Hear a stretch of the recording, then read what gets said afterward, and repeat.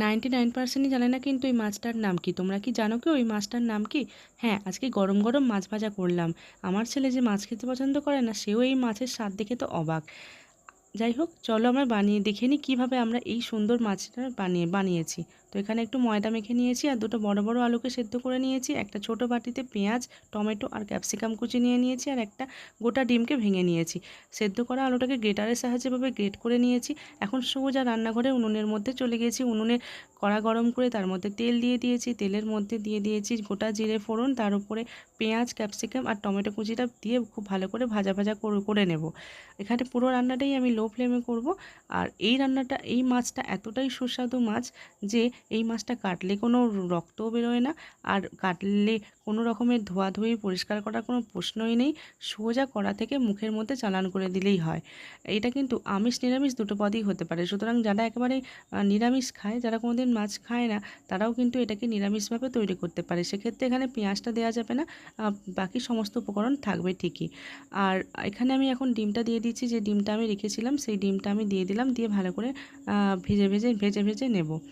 তো এখানে যদি আমরা নিরামিষ করি এই উপকরণটাকে, এই রান্নাটাকে, তাহলে আমরা কি করব? তাহলে কিন্তু আমরা গরম তেলে একটু হিঙের ফোড়ন দিয়ে, তার মধ্যে একটু গোটা জিরে ফোড়ন দিয়ে আর সেদ্ধ করে রাখা আলুটা দিয়ে দেবো। আর এখানেও আমি সেদ্ধ করে রাখা আলুটা দিয়ে দিলাম, দিয়ে ভালো করে খুন্তির সাহায্যে নেড়ে চেড়ে আমি মশলার সাথে আলুটাকে খুব ভালো করে মিশিয়ে নেব। তো যেটা আমি বলছিলাম যে নিরামিষ যদি কেউ করে তাহলে কিন্তু শুধু পেঁয়াজটা বাদ দিলেই হবে। পেঁয়াজটা বাদ দিয়ে যেভাবে প্রসেস দেখাচ্ছি, পেঁয়াজটা ডিমটা বাদ দিয়ে দিতে হবে, দিয়ে যেরকমভাবে আমি দেখাচ্ছি সেরকমভাবে রেডি করে নিতে হবে পুরটা। তারপরে বাকি প্রসেসটা একই। যাই হোক, এখানে আমি দিয়ে দিলাম লবণ আর একটু জিরের গুঁড়ো, একটু হলুদের গুঁড়ো, একটু অল্প পরিমাণে কাশ্মীরি লঙ্কার গুঁড়ো। এই সবটাই যে যার আন্দাজ মতো আপনারা দিয়ে দেবেন। বেশি ঝাল বা কম ঝালের ব্যাপার আছে, তো তাই এখন আমি একটু জল দিয়ে দিলাম। জল দিয়ে ভালো করে মশলাটাকে নেড়ে চেড়ে মিশিয়ে নিচ্ছি। জল দেওয়ার কারণ হচ্ছে মশলাটা একদম সুন্দর হয়ে জমাট বেঁধে যাবে, সেজন্যই আমি একটু অল্প পরিমাণে এখানে জল দিয়ে দিয়েছি।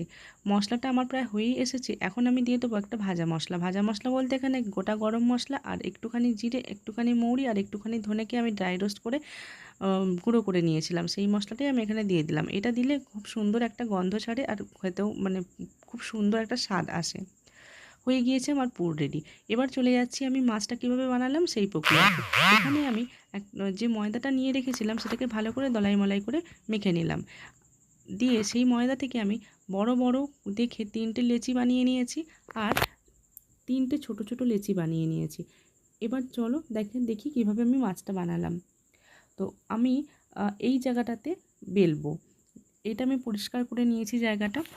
এখন আমি বড় যে লেচিটা ছিল সেই বড় লেচিটাকে খুব ভালো করে হাতের সাহায্যে একটু লম্বাটে করে প্রেস করে নিয়ে আমি একটু লম্বা করে বেলে নেব। লম্বা করে যখন বেলবো, খুব বেশি এটা খেয়াল রাখতে হবে যে এটা খুব বেশি পাতলাও হবে না আবার খুব বেশি মোটাও হবে না। এই যে দেখো, এরকমভাবে লম্বা করে আমি বেলে নিচ্ছি। লম্বা করে বেলে নেওয়ার পর এটাকে আমি একটা সাইডে সরিয়ে রাখবো। একটা সাইডে আমি সরিয়ে রেখে দিলাম। এরপরে ঠিক এর পাশটাতেই আমি যে ছোট লেচিগুলো কেটেছিলাম তার মধ্যে থেকে একটা লেচি নিয়ে একটু লম্বা আকারের শেপ দিয়ে আমি সুন্দর করে বেলে নিচ্ছি।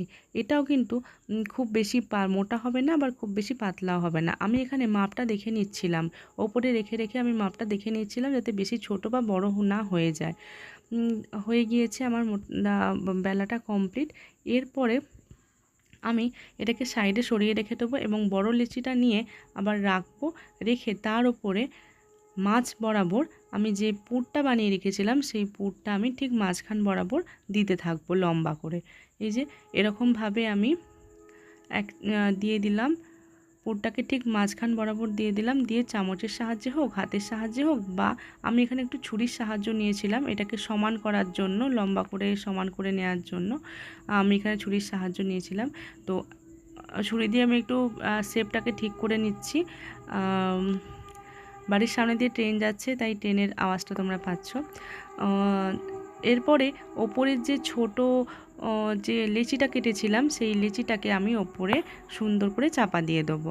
এরকমভাবে চাপা দিয়ে দেবো, দিয়ে সাইডগুলো আঙুলের সাহায্যে একটু চেপে চেপে দেবো এই কারণে যাতে মাছের পেটের ভেতর থেকে নাড়ি ভুঁড়ি বেরিয়ে না যায়। নাড়ি ভুঁড়ি মানে তেলপোঁটা, ওই তেলপোঁটা মানে মশলাটা আর কি। যাই হোক, এরকমভাবে ভালো করে আমি চেপে দিলাম। চেপে দেওয়ার পর এখন আমি কি করব চলো দেখে নিই।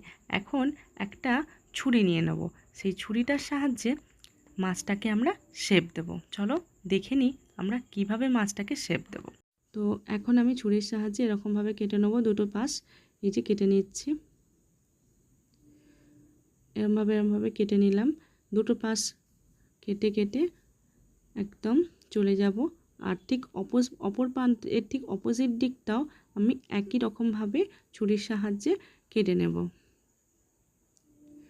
যে কাটা কমপ্লিট হয়ে গিয়েছে আমার। এরপরে আমি যেটা করব, এই যে কাটা অংশগুলোকে সুন্দর করে মুড়ে মুড়ে একে অপরের সাথে চেপে দেব। এই যে এটা হচ্ছে মাছের মাথার দিকটা, মুখের দিকটা এরকম সরু থাকবে। তারপরে আস্তে আস্তে করে আমি পেটের দিকটা, গোটা বডির দিকটা এরকম করে ভালো করে করে একটার পর একটা, একটার উপর একটা এভাবে চেপে দেবো কাটা অংশগুলো। এই যে হয়ে গিয়েছে প্রায় আমার। আর একটা কাটা অংশ আছে, এটার সাথে এটা চেপে এরকমভাবে তৈরি করে দেবো। আর যেটা বেশি থাকবে সেটা এর উপরে দিয়ে দেবো। এই যে মাছটা কিন্তু আমার পুরোপুরি রেডি হয়ে গিয়েছে। এরপরে মাছের চোখ বানাবো। চোখ বানাবার জন্য একটা লবঙ্গকে, ফুলওয়ালা লবঙ্গকে নিয়ে আমি এই রকমভাবে দিয়ে দিলাম। আর ছুরিটা নিয়ে মাছের লেজটাকে সুন্দর করে আমি একটু ডিজাইন করে দেবো। কীভাবে ডিজাইন করব চলো দেখে নিই। এরকমভাবে মাছের লেজটার উপরে আমরা ডিজাইনটা করে দেব।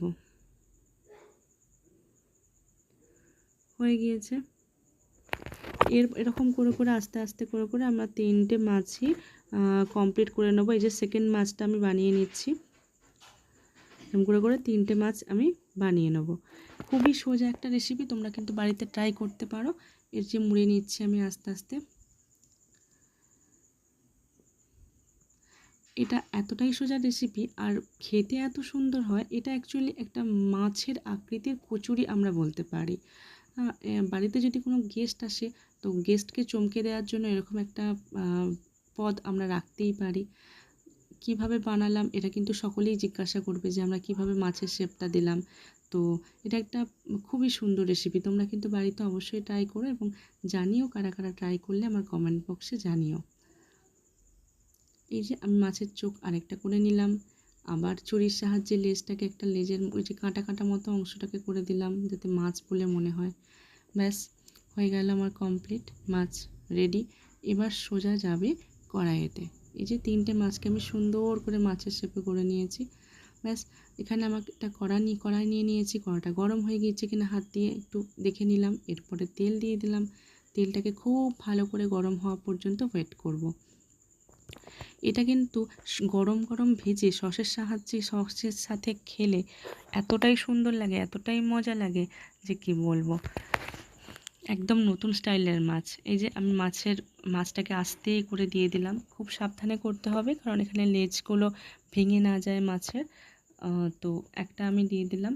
এরকম করে একটা দুটো করে করে আমি 3টে মাছই আস্তে আস্তে করে কড়াইয়ের মধ্যে দিয়ে দেবো। মাছটাকে কিন্তু লো ফ্লেমে ভাজতে হবে কারণ একটা পিঠ নাহলে তাড়াতাড়ি লাল হয়ে যাবে, ভেতরটা ভাজা হবে না। তো এই যে 2 নম্বর মাছটাও আমি দিয়ে দিলাম। খুব লো ফ্লেমে ভাজছি, অনেকক্ষণ ধরে সময় নিয়ে ভাজতে হবে যাতে বাইরেটাও ক্রিস্পি হবে আর ভেতরটাও খুব সুন্দর কুক হয়ে যাবে। 2টো মাছ আমার দেওয়া হয়ে গিয়েছে। এবার আরেকটা মাছ আমি দিয়ে দেব, দিয়ে ভাজার জন্য ওয়েট করব।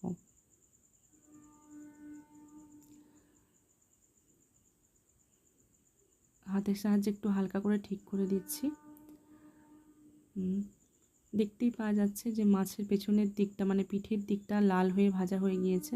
এবার আস্তে করে খুন্তির সাহায্যে আমি উল্টে দেবো মাছটাকে। এই যে উল্টে দিলাম মাছগুলোকে। এভাবে আস্তে আস্তে উল্টে পাল্টে খুব ভালো করে মাছগুলোকে আমরা ভেজে নেব। মাছগুলো খেতে সত্যিই অসাধারণ হবে। দেখা যাক কীরকম হয়েছে। আমাদের ফাইনাল লুকের জন্য আমরা ওয়েট করি। এভাবেই ভাজা হচ্ছে। আমি একদম লো ফ্লেমেই রেখেছি গ্যাসটা।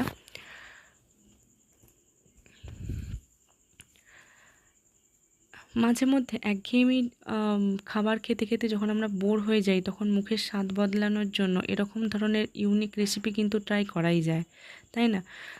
তো আজকে সেই জন্যই আমার বানানো এটা মাছের স্টাইলের কচুরি বলতে পারো, বা নিরামিষ মাছ বা আমিষ মাছ। এটা আমিষ মাছ, কিন্তু এটার জায়গায় যদি ডিম আর পেঁয়াজ না দেওয়া হতো তাহলে সেটা নিরামিষ মাছ হয়ে যেত।